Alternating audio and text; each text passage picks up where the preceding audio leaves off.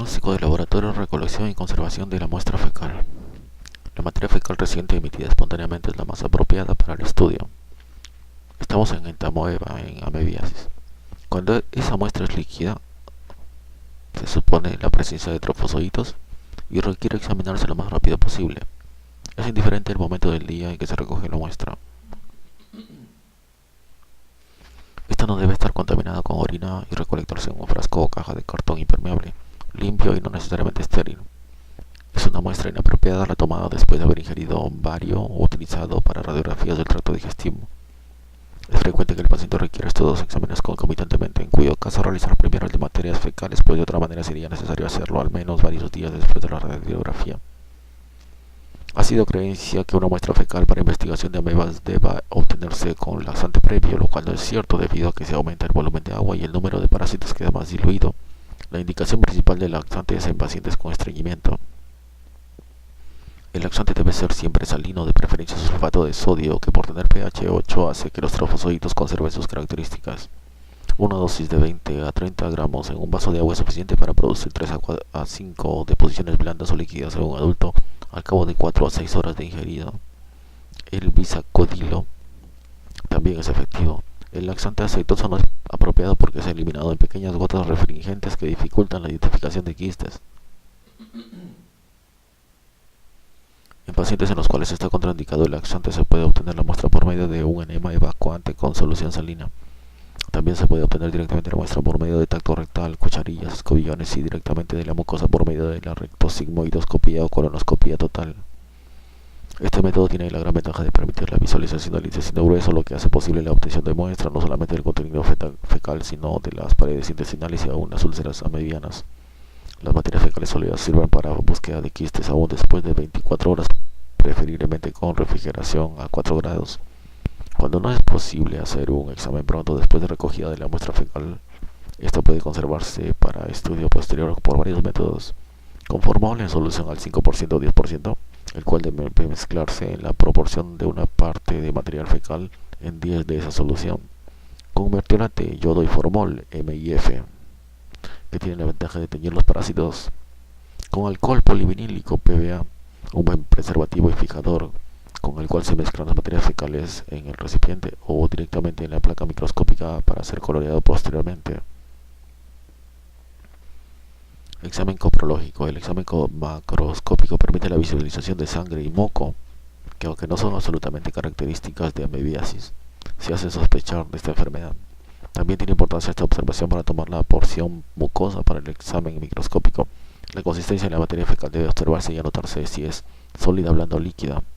El examen microscópico es el método más utilizado para hacer el diagnóstico parasitológico de la amebiasis intestinal al reconocer los quistes o trofozoitos de histolítica e dispar, que morfológicamente son idénticos.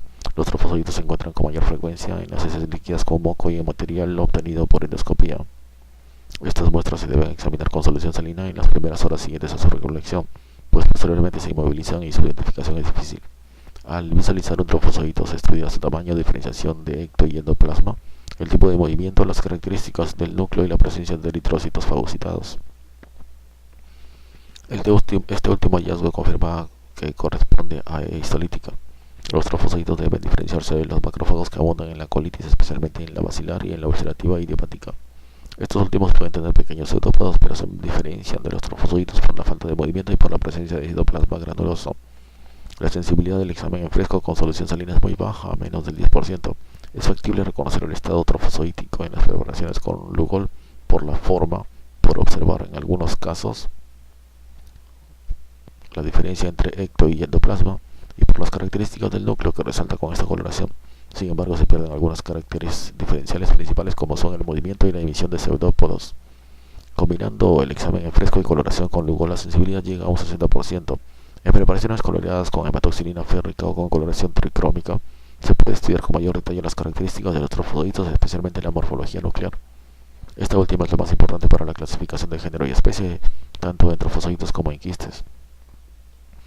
El reconocimiento de especie en los prequistes se hace únicamente por las características nucleares observadas en preparaciones coloreadas.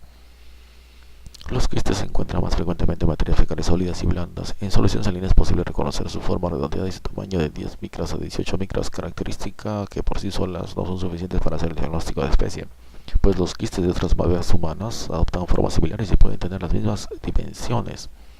Los núcleos no siempre se observan claramente. Con luego resaltan los núcleos que van de 1 en los quistes jóvenes hasta 4 en los maduros. Los quistes pueden presentar vacuola iodófila, principalmente los inmaduros, en los cuales ocupa gran parte del citoplasma. Los cuerpos cromatoidales, formaciones con aspecto de rodillo, con extremos redondeados, de los quistes jóvenes, son blancos refringentes en solución salina y negros cuando se colorean con hematoxilina férrica. Cuando se observan solo quistes y el paciente tiene anticuerpos séricos contra la histolítica, se puede presumir que correspondan a esta especie, especialmente si esto sucede en áreas no endémicas, pues en zonas endémicas estos anticuerpos pueden corresponder a infecciones invasoras antiguas. Como la eliminación de los parásitos en las materias fecales no es constante, la posibilidad de encontrarlos se aumenta cuando se estudian varias muestras o se repiten los exámenes en días diferentes.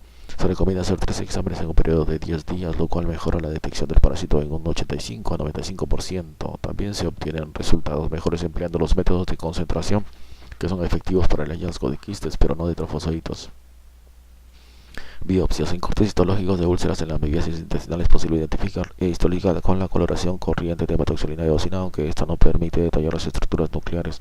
Se han descrito coloraciones especiales para ese fin que hacen buena diferenciación de las amebas con macrófagos e histocitos, como es el método tricrómico y las técnicas inmunofluorescentes. En tejidos se encuentra histolítica únicamente en forma de trofozoitos. Resaltar que la presencia de estos trofozoitos en tejidos confirma que sea histolítica y no dispar.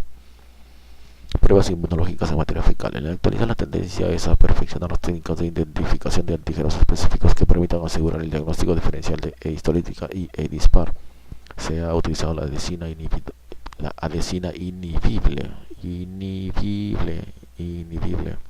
Se ha utilizado la adesina inhibible por galactosa para obtener anticuerpos policlonales en conejos o monoclonales. Con ellas se realizan las pruebas de ELISA en materia fecal para identificar antígenos, adesinas o lectinas específicos de histolítica.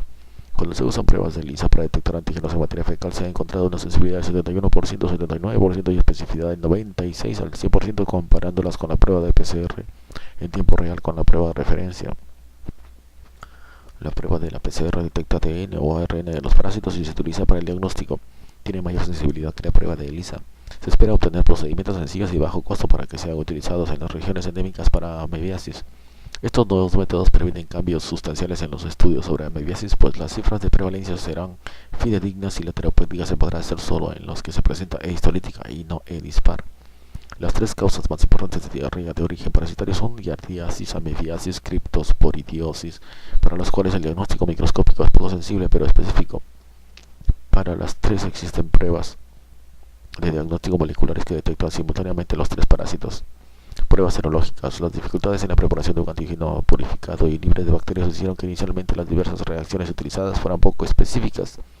Cuando Diamond en 1961 consiguió el crecimiento de histolítica en un medio axénico, o sea, medio libre de bacterias, se dio el paso decisivo para la preparación de un antígeno con un alto grado de pureza y por lo tanto el desarrollo de reacciones con mayor especificidad.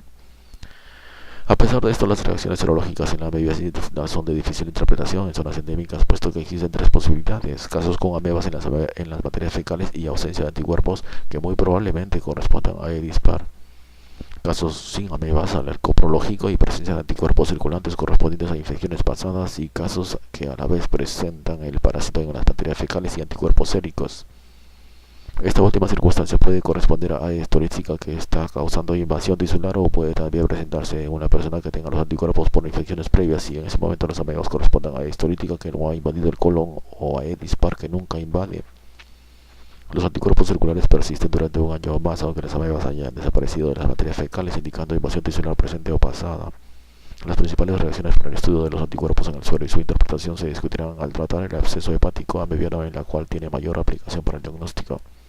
Cultivos e inoculaciones. El cultivo de histolítica no es un procedimiento diagnóstico de rutina. Se utiliza en laboratorios especializados para preparar antígenos y para estudios bioquímicos, farmacológicos, inmunológicos, etc.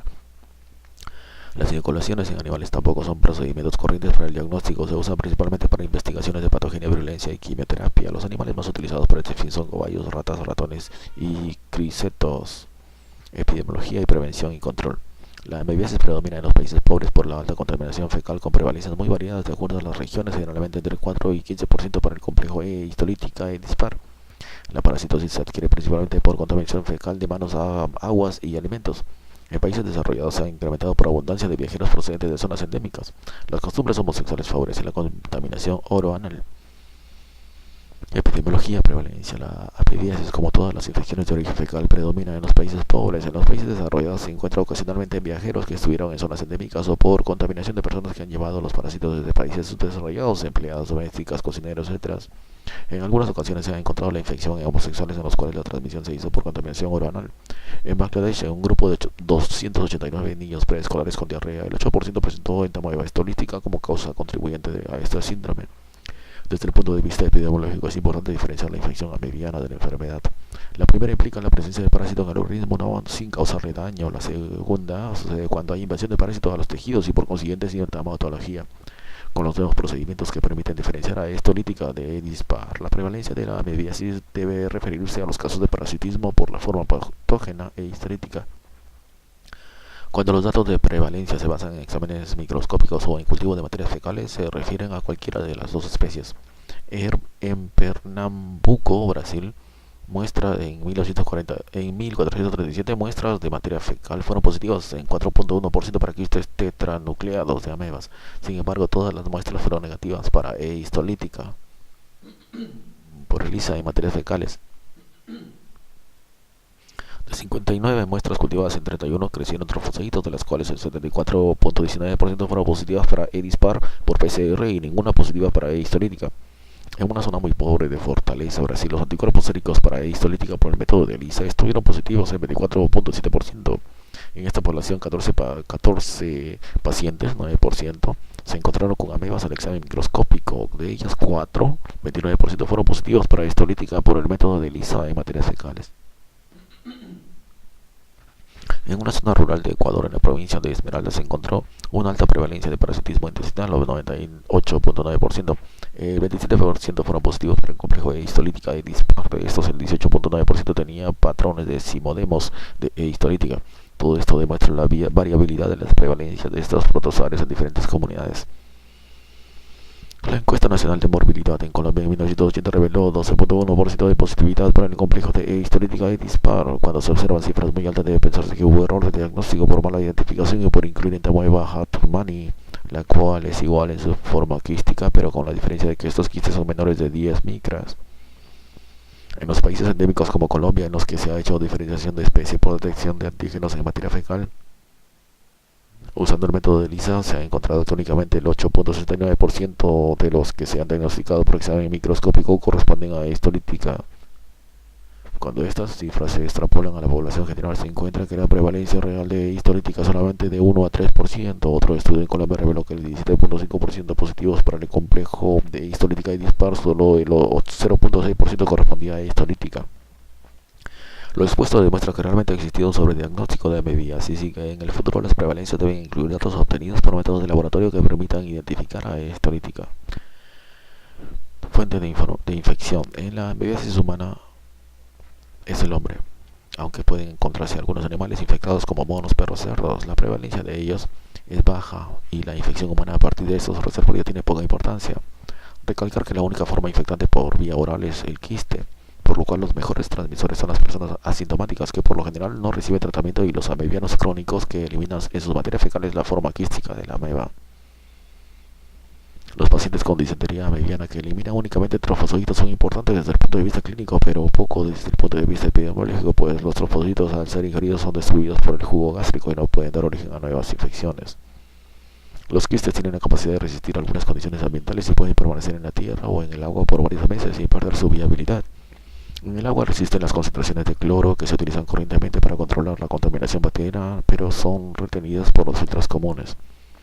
La amebiasis intestinal tiene tendencia familiar y de predominio en grupos que vivan hacinados o en íntimo contacto con mala higiene personal y saneamiento ambiental deficiente. La infección a través de quistes se hace directamente por contaminación con materia fecal o a través de manos sucias, tierra o alimentos. Los quistes son infectantes después de un corto periodo de maduración en el medio externo. Prevención e higiene personal. La deficiencia de este factor es de especial importancia, puesto que aún en comunidades sin contaminación fecal del ambiente puede ser responsable de la diseminación de amebiasis. El mal lavado de manos es un factor sobresaliente, pues mínimas contaminaciones con materia fecal pueden ser causa de infección. Los manipuladores de alimentos son especialmente aptos para difundir esta parasitosis, y entre ellos mencionarse con especialidad a la madre que prepara alimentos para la familia, a las empleadas del servicio doméstico y a las personas encargadas de preparar o manejar alimentos en restaurantes, cocinas, etc.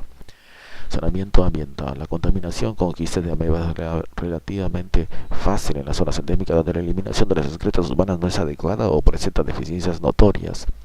Aquí la transmisión fecal de quistes de amebas y otros agentes infecciosos. Agua, insectos, alimento. Este factor es especialmente importante en las zonas rurales y en los barrios pobres de las ciudades donde no existen sanitarios o letrinas higiénicas. Las materias fecales eliminadas en las huertas o en el campo contaminan la tierra y pueden llegar al agua que se usa para la bebida. Las hortalizas ocasionalmente son regadas con aguas contaminadas o se ponen en contacto con la tierra infectante. Si no son lavadas minuciosamente de manera apropiada, constituyen una causa frecuente de contaminación amebiana. Los alimentos cocinados no presentan este peligro, ni tampoco las aguas que han sido debidamente tratadas en los acueductos, pues los procedimientos de filtración y decantación retienen los quistes. La ebullición del agua de bebida es una medida simple y muy efectiva para destruir los quistes y todos los otros agentes infecciosos. Se han presentado epidemias de amebiasis por contaminación de acueductos con aguas negras. Los insectos caseros, principalmente moscas y cucarachas, pueden servir de transmisores mecánicos de amebiasis por la frecuente tendencia a posarse en materias fecales y de alimentarse con ellas. Los quistes ingeridos por estos artrópodos son eliminados a través de sus deyecciones sin sufrir alteraciones. La transmisión puede hacerse también a través de patas, alas o partes bucales al posarse en los alimentos. Control. Este es difícil y complejo en zonas endémicas, pues requiere una serie grande de circunstancias que eviten la contaminación con materias fecales. La elevación general del nivel de vida, que incluye mejores viviendas, agua potable, la eliminación apropiada de las heces humanas, higiene personal y mejores conocimientos sobre transmisión de las enfermedades, hacen que la amebiasis, así como otras parasitosis intestinales, disminuyan de manera natural. Esta es la razón por la cual los países con mejor nivel económico y cultural tienen menor prevalencia de amebiasis que los países de zonas tropicales y en subdesarrollo. Para establecer medidas preventivas específicas en la familia o en otros grupos, pensar inicialmente en la correcta eliminación de las materias fecales como uno de los métodos más realizables. La contaminación fecal en homosexuales por contacto oral da origen a infecciones que son consideradas de importancia epidemiológica en las comunidades estudiadas, donde se ha encontrado hasta 10% de amebiasis asintomática, en las cuales predominan Aedes par. A diferencia con las helmintiasis intestinales, no se recomienda para amebiasis u otras protozoosis intestinales el uso de tratamientos comunitarios en masa como quimioterapia preventiva como medida de control. No se recomienda tampoco las drogas antiamebianas como medicamentos quimioprofilácticos. Tratamiento. Todos los medicamentos antiamebianos actúan únicamente contra los trofozoitos, y cuando estos son destruidos en la luz intestinal, evitan la producción de quistes. Los medicamentos antiamebianos se dividen en dos grupos: uno de acción luminal, que destruye los trofozoitos en la luz del colon, pertenece a las dicloroacetamidas, principalmente teclosan. El otro de acción tisular, que destruye los trofozoitos en los tejidos, los 5-nitroimidazoles, por ejemplo, secnidazol, tinidazol, ornidazol y metronidazol. Todos los medicamentos antiamebianos actúan contra los trofozoitos histolíticos y son capaces de penetrar la pared de los quistes. En los casos de amebiasis intestinal en los cuales existen quistes, la desaparición de estos después de un tratamiento se debe al ataque de los medicamentos sobre las formas trofozoíticas que los originan y no por acción directa contra ellos. Cuando hay un examen coprológico positivo para esterilítica y dispar y se presenta sintomatología compatible con amebiasis, el médico debe considerar el tratamiento antiamebiano. Cuando el coprológico es positivo para las amebas mencionadas y no existe sintomatología, debe también tratarse, pues elimina los parásitos de la luz intestinal para cortar la cadena de transmisión y evita que en algún momento haya amebiasis invasiva. Cuando hay probabilidades de realizar la prueba de ELISA para diferenciar las dos especies, solo se trata cuando es positiva para histolítica. La elección de los amebicidas se basa en la localización de los trofozoitos. Estos pueden estar en la luz del intestino, en la pared del colon o en los tejidos extraintestinales. Según lo anterior, seleccionar el medicamento y su vía de administración. Los medicamentos antiamebianos se dividen en tres grupos de acuerdo a su mecanismo de acción. Amebicidas de acción luminal, dicloroacetamidas o amidas. Se utiliza con más frecuencia el teclosan, que se presenta en comprimido de 500 mg y suspensión con 50 mg por 5 ml. Para adultos y niños menores de 8 años, la dosis es de un comprimido cada 8 horas para un total de 3 comprimidos en 24 horas. Si se usa la suspensión en niños mayores de 8 años, 2 cucharaditas 3 veces al día durante 5 días. En niños de 3 a 8 años, mitad de la dosis, y en menores de 3 años, un cuarto de dosis. La tolerancia es muy buena, solo se presenta flatulencia como efecto colateral frecuente. No se conocen reacciones adversas durante el embarazo. La toxicidad es muy baja con animales. En la dosis letal es mayor de 5.000 miligramos por kilogramo por vía oral, pero en humanos no se han demostrado efectos tóxicos. Está indicado en el tratamiento de los casos asintomáticos como medicamento único y como complemento de los antiamebianos que actúan en los tejidos en los casos asintomáticos. Amebicidas de acción principalmente tisular y parcialmente luminal. Son los tripeados del 5-nitroimidazol efectivos principalmente en los tejidos, puesto que se absorben muy bien y rápidamente en el intestino delgado. Por esta razón se indican en casos de amebiasis intestinal sintomática en los cuales las amebas han invadido la pared del colon. Y también en todos los casos de amebiasis extraintestinal. La poca cantidad de medicamento no absorbido y algunos metabolitos eliminados por la bilis pueden actuar por contacto contra las amebas en la luz del intestino con actividad parcial, por lo cual no son de elección en amebiasis asintomática. En amebiasis aguda y crónica se deben complementar con los amebicidas de acción luminal para destruir los trofozoides en la luz intestinal y así evitar recaídas. Además de su acción antiparasitaria, se ha encontrado que los nitroimidazoles tienen acción contra microorganismos anaerobios y Helicobacter pylori. Existe un buen número de derivados de 5-nitroimidazólicos, pero los más utilizados son tinidazol, secnidazol. Se usan con menos frecuencia. El metronidazol, que es el más antiguo de este grupo de antiamebianos, y el lornidazol, más usado para tricomoniasis vaginal. Todo se usa por vía oral, pero el metronidazol también se utiliza por vía intravenosa. Estos compuestos tienen gran poder de difusión en los tejidos y algunos, como el tinidazol y el secnidazol, permanecen en ellos por tiempo mayor. Se elimina principalmente por orina, la cual puede darse un color rojizo, y además por vagina, semen, etc. Producen efectos colaterales frecuentes, pero en general no graves, principalmente del aparato digestivo. Sabor metálico, náuseas, vómitos, dolor abdominal y anorexia. Con menor frecuencia se observan mareos, dolores musculares, entumecimientos, cefalea, glositis y erupción cutánea. En algunos pacientes las reacciones alérgicas son generalizadas, con prurito, brote cutáneo, rinorrea y aún edema de glotis. Estas reacciones hacen necesaria la suspensión del medicamento y la administración de corticosteroides. La orina puede ser oscura.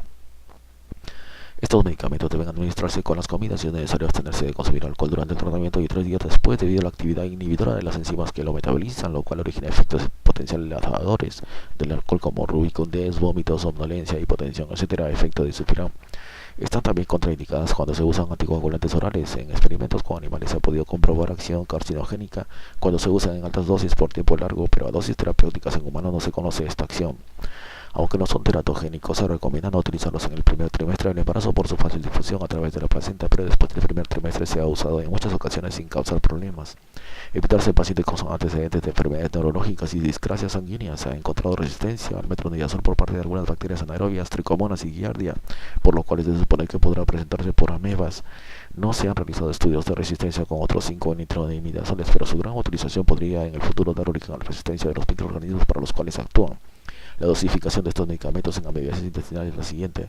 Tinidazol es antiamebiano, tiene eficacia similar al metronidazol en el tratamiento de la amebiasis intestinal sintomática, con la ventaja de ser efectivo con un tratamiento más corto. Para adultos, 2 gramos al día en una sola toma después de una comida durante 2 días. Para los niños, 50 miligramos a 60 miligramos por kilogramo al día durante 2 o 3 días. Se presenta en comprimidos de 500 miligramos y 1 gramo y en suspensión con 200 miligramos por mililitro. Secnidazol, antiamebiano de larga vida media plasmática 20 horas, es 2 veces más activo que el metronidazol. Este antiamebiano administrado en dosis única a 315 adultos y 218 niños con amebiasis intestinal produjo 89% de negativización en los niños y 85% de los adultos, con muy buena tolerancia en ambos grupos. En 50% de asintomáticos portadores de quiste e histolítica tratados con dosis única de 30 miligramos por kilogramo, el 56% fueron negativos después del tratamiento, mientras que un grupo similar tratado con placebo solo fueron negativos el 24%. Estas diferencias fueron estadísticamente significativas. Se presenta en comprimidos de 500 miligramos y miligramos para adultos, en granulado para suspensión con 500 miligramos y 700 miligramos para niños. Se recomienda en dosis única de 2 gramos para adultos y 30 miligramos por kilogramo para niños. El metronidazol tiene una vida media plasmática de 8 horas. La dosis es de 30 miligramos por kilogramo al día por 7 días, lo cual equivale a 1 a 2 gramos diarios para los adultos. Este nitroimidazol es el que produce más efectos secundarios comparado con otros antiamebianos del mismo grupo. Al fraccionar la toma diaria y administrarlo con las comidas, se disminuyen los efectos secundarios. El metronidazol se presenta en comprimidos de 250 y 500 miligramos, en suspensión de 250 miligramos por 5 mililitros. Existe una preparación inyectable que contiene 500 miligramos del medicamento en 100 mililitros para uso intravenoso. Se indican infecciones por anaerobias y en casos graves de amebiasis, como se describe en el capítulo de absceso hepático. Ornidazol se presenta en comprimidos de 500 miligramos. Se administra a los adultos con disentería amebiana 3 comprimidos al día juntos preferiblemente con la comida de la noche por 3 días. En mayores de 60 kilos de peso, pues se puede tomar 4 tabletas siguiendo el mismo esquema. La dosis para niños se calcula con base de 30 miligramos por kilogramo al día entre 7 y 12 años, 3 cuartos del comprimido, 2 veces al día entre 1 y 6 años, media pastilla 2 veces al día y en menores de un año un cuarto de pastilla 2 veces al día. En amibiasis sintomática no disentérica se recomienda 2 pastillas al día para adultos. En todos los casos la duración del tratamiento es de 5 a 10 días. Nitazoxanida es un 5-nitrotiazol aceptado por la FDA y el INVIMA para el tratamiento de giardiasis y criptosporidiasis. En nuestra experiencia hubo negativización en 59% de pacientes positivos para histolítica y dispar. Amebicidas de acción exclusivamente tisular. En este grupo está únicamente la dehidroemetina, que es un compuesto sintético administrado por vía muscular a la dosis de 1 a 1.5 miligramos por kilogramo al día por 6 a 10 días. Se presenta en ampollas de 30 miligramos en 1 mililitro y 60 miligramos en 2 mililitros. En la actualidad su concesión es difícil, pues se prefieren los imidazoles por su menor toxicidad. La dehidroemetina puede causar efectos tóxicos cardiovasculares y neuromusculares, solo debe usarse bajo estricto control médico en pacientes hospitalizados y está contraindicada en el embarazo. Siempre es necesario asociar el tratamiento los amebicidas de acción luminal. Por la toxicidad, las contraindicaciones y la existencia de mejores antiamebianos orales, la dehidroemetina ha sido retirada del mercado en Colombia y muchos otros países. Tratamiento durante el embarazo. De preferencia sobre el antiamebiano de acción luminal. Los 5-nitroimidazoles no se han comprobado que produzcan efectos teratogénicos o cancerígenos a las dosis usadas para esta parasitosis. El médico requiere valorar su utilización en casos severos de amebiasis. Tratamiento quirúrgico de la colitis amebiana fulminante. Al pronto uso de los nitroimidazoles se ha asociado a la colectomía parcial o total, una cirugía muy radical que afecta de forma notoria la vida útil del paciente. La supervivencia, que era de 0% en esta forma de colitis cuando no se usaba procedimientos quirúrgicos, se aumentó a 40% cuando fueron practicados. Diarrea por otras amebas. Diente amoeba frágiles, no se conocen formas quísticas. El trofosodito mide de 6 a 12 micros. Tiene generalmente 2 núcleos que no se observan en fresco y que coloreados muestran el carizoma formado por 4 a 8 granos de cromatina. No existe cromatina en la membrana nuclear. Los pseudópodos son amplios, aparecen en un solo lado y no le confieren movimiento activo. En el endoplasma se encuentran bacterias, vacuolas e inclusiones. Se han descrito formas flageladas, por lo cual algunos autores la incluyen dentro de los amoeboflagelados de los amoeboflagelados como histomonas. Algunos investigadores le atribuyen capacidad patógena y se ha descrito el síndrome de diarrea por diante amoeba. En una encuesta parasitológica de una zona rural en Ecuador se encontró una prevalencia de 2.7%. En los últimos años se ha estudiado con mayor interés este parásito como causa de diarrea y de otros síntomas digestivos similar al colon irritable. Como la transmisión de T frágiles se hace por vía oral con los trofozoitos, pues no existen quistes, los factores ambientales no influyen en la epidemiología, por lo cual se ha descrito con frecuencia en países no tropicales. Entamoeba moshkovsky es otra especie de entamoeba indistinguible morfológicamente de histolítica y dispar, descubierta en 1941 en aguas negras de Moscú y luego informada en muchas otras regiones. Esta ameba presenta características en común con entamoeba histolítica Laredo, encontrada en USA en 1961 en un paciente con diarrea. Ambas crecen a temperatura ambiente, son osmotolerantes y resistentes a la emetina, lo que las diferencia de la histolítica y de la dispar. Estudios moleculares han confirmado que histolítica Laredo es una cepa de E. moshkovsky. Aquí de ameba fragilis trofozoito binucleado con coloración tricrómica. Aunque E. moshkovsky se aisló inicialmente en aguas negras, estudios posteriores han demostrado que se puede encontrar en materias fecales humanas. Un estudio en Bangladesh de 109 muestras de materias fecales de niños preescolares utilizando PCR encontró 15.6% de histolítica, 35.8% de dispar, 21.1% de E. moshkovsky. En este último grupo se encontraron conjuntamente histolítica y E-dispar en el 73.9%, lo que demuestra que muchos casos diagnosticados al examen microscópico como E-histolítica y dispar pueden corresponder a E. moshkovsky. Entamoeba polecki es morfológicamente similar a histolítica y dispar y a E. harmani. La identificación de Polecki se hace en preparaciones coloreadas con hematoxilina férrica o coloración tricrómica. Los quistes son uninucleados y pueden contener inclusiones densas. El mayor número de los casos se ha encontrado en Papúa Nueva Guinea en personas que tienen contacto con cerdos. En Venezuela se han descrito 7 casos humanos, los únicos reportados en América Latina, de los cuales 3 tenían contacto con cerdos y 3 presentaban sintomatología intestinal, todos curados con metronidazol. Absceso hepático amebiano. Es la localización más frecuente de la mediación extraintestinal. Se inicia con trombosis de los vasos porta, microabscesos e inflamación. Lo anterior lleva a necrosis de crecimiento progresivo y da origen a una cavidad que contiene líquido necrótico de color achocolatado, mal llamado pus. La mayoría de los abscesos están localizados en la parte superior del lóbulo derecho. El absceso único es el más común que el múltiple. En algunos casos hay infección bacteriana concomitante, pero se debe diferenciar del absceso de origen exclusivamente bacteriano. La principal complicación es la ruptura. Entamoeba polleckii, trofosodito con coloración tricómica, que muestra. Vamos a continuar después con esto.